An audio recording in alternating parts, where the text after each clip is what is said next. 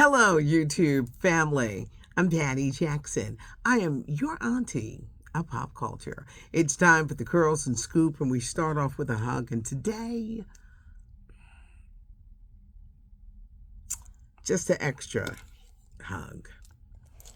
We lost a music great today, Sly Stone, from Sly and the Family Stone. He died at the age of 82. He had COPD, the breathing condition, but he also had several other underlying health conditions.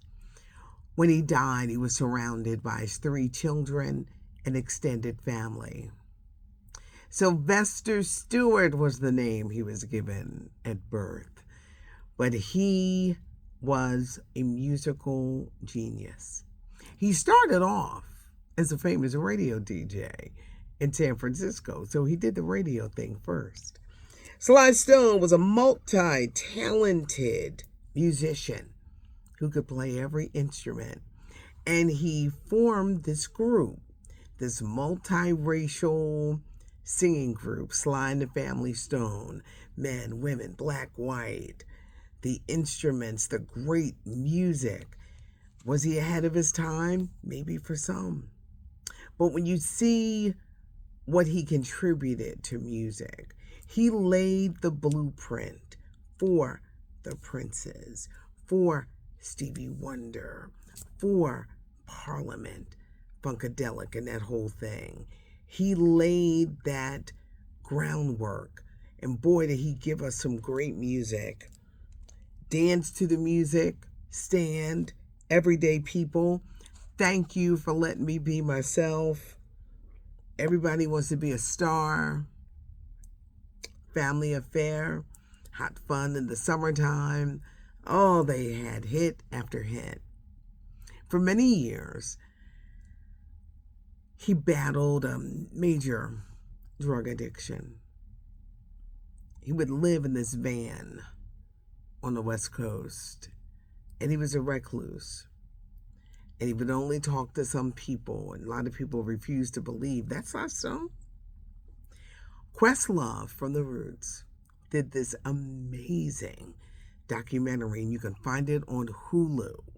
Sly Lives, The Burden of Black Genius. He was such a musical prodigy and genius. Like I said, he laid that groundwork. For years, he battled addiction. But within the past few years, because 60 Minutes it did a documentary on him, his children went to save their father. When Sly Stone died, he was surrounded by his 3 children and extended family. But he talked about his life, and he says, I'm getting it together. I'm trying. I'm working on it. And he looked so much better. I noticed some publications wanted to show the photo of him when he had no teeth. It was just a mess. I didn't want to post that. I wanted to show him in his greatness with Sly and the Family Stone, those photos from the 70s and late 60s. So you remember the musical genius that he was, not the recluse with the addiction and living in a van, living in the street. I just don't want to do that. I think people should really remember that Sly Stone and the image. He was inducted into the Rock and Roll Hall of Fame in 1993. I urge you, Hulu is the documentary that Questlove did. He gave him his flowers while he was living. And it was so good. I guess it would take another musician to really appreciate the contributions of a Sly Stone. But a sad day in music. He was 82 years old. I did a pop-up last night. So a lot of times you got to go back to the pop-up that's running now. It was like a late Sunday night. It's like before the Monday edition. So I wanted to just touch on some things that you guys had Remembering Wayne Lewis of Atlantic Star, he was the founder, sang lead on Send For Me, sang lead on If Your Heart Isn't In It, All in the Name of Love. He passed away at the beginning of the weekend at the age of 68. A lot of you love Straw. You loved it. You loved that movie. You were happy to see Sinbad in it, who has never really recovered from the stroke that he suffered a few years ago. But you're giving it thumbs up and you're loving the work. I tell you one thing about Tyler Perry. He doesn't forget. And he'll put those gems in his movie to tell a story. Y'all gonna say you love him anyway. I do. I love him because I know where his heart is. But many of you came out and said the same thing. Sherry Shepherd's performance and Taraji P. Henson, you've never seen her like this. It's number one on Netflix. Tyler Perry's other Netflix movie is another Madea movie. I love the Madea movie. July 11th, so mark it on your calendar. Coco Gauff, first American in 10 years to win the French Open, and that American was Serena Williams. The moment where Coco Gauff just like fell out on the thing, I loved it. It was such a moment. She's 21 years old, and this is what impressed me the most. She had a previous loss in 2022, and she said, I needed that loss to win today. Sometimes it's not your time. You can learn from failure. I know it sounds like, what? Yes, you can. You can learn from a loss because it made her even more determined to win later. And look at us here today, winning the French Open. Up next is Wimbledon, then the US Open, but it was a great moment, and I loved how she really put it all together. A delay is not a denial. BET Awards are tonight. Who's excited? Who's excited? Kevin Hart is hosting 8 o'clock on BET. You know they're going to show it over and over again. So if you said, I missed it, I didn't tape it, this show going to come on so many more times. They're honoring Jamie Foxx, Snoop Dogg, Kirk Franklin, and Mariah Carey. It's all part of the celebration. Keith Sweat is trending, the host of the Sweat Hotel. The singer known for Don't Stop Your Love, Make It Last Forever, Nobody. And Keith got the song, I'll Give All My Love to You, I Want Her. Keith Sweat is 63, and during one of his shows, he's like, I'm proudly single. I'm single. He said, to be with me, you got to bring something to the table. And then he started slamming women who don't cook, wash clothes, iron clothes, clean. Now, this could be a generational thing. I'm a baby boomer.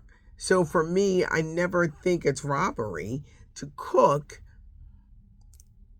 for the man that I'm with. I just don't think that way. Matter of fact, I like that. I learned cooking from my mom, and just, you got to have clean home. Y'all know my favorite joke is clean that microwave. Stop getting on my nerves. But some people feel different.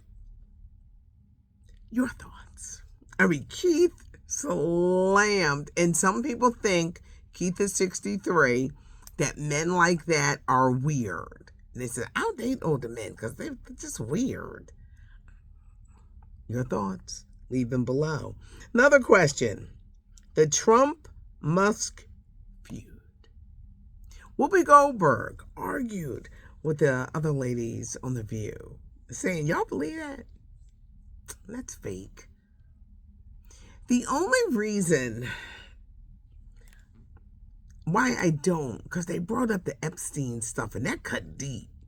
You know, Trump's trying to never act like he even knew that man. Meanwhile, there's pictures of him with him.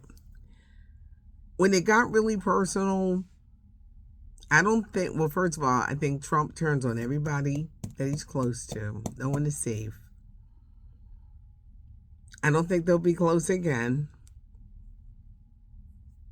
I really don't.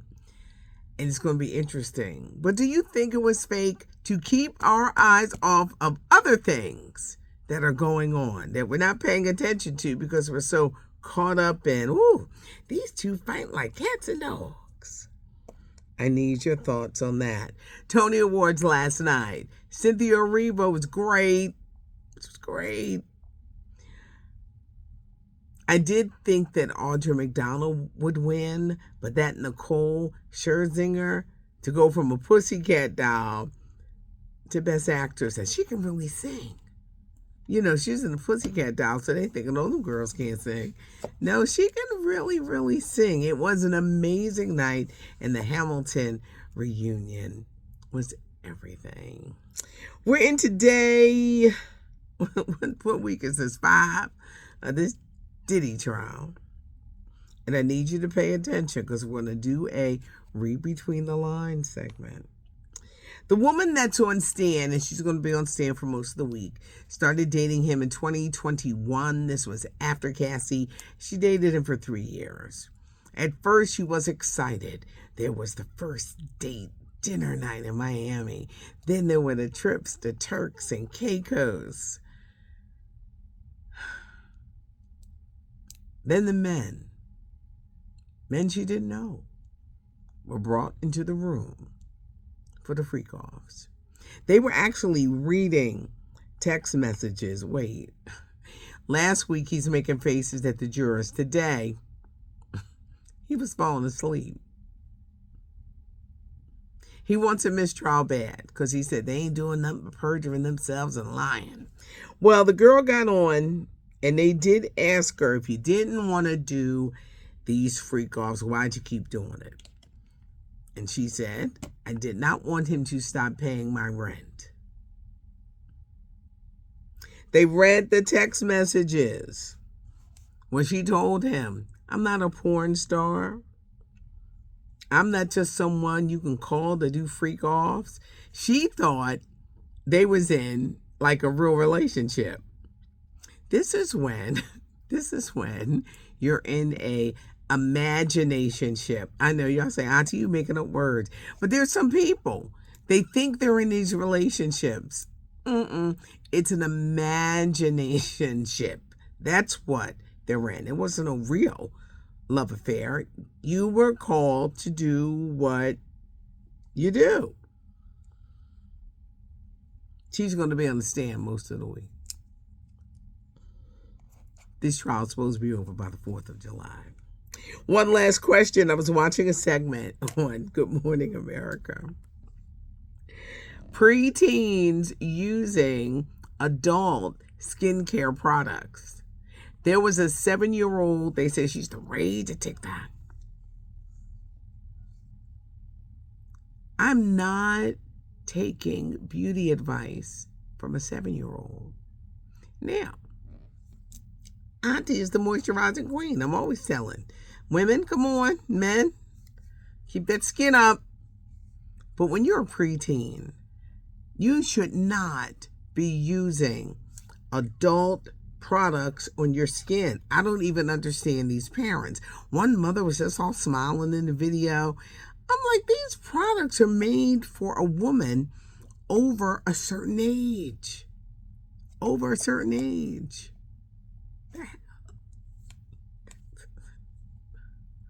And they're trending and they're popular. And I'm like, who is listening to these children with skincare? You're going to damage your skin. You're putting stuff on your skin and your skin ain't even ready. It ain't even any kind of mature. And they're spending a ton of money. These parents ain't got no bill to pay. They're going to waste all of this money on this.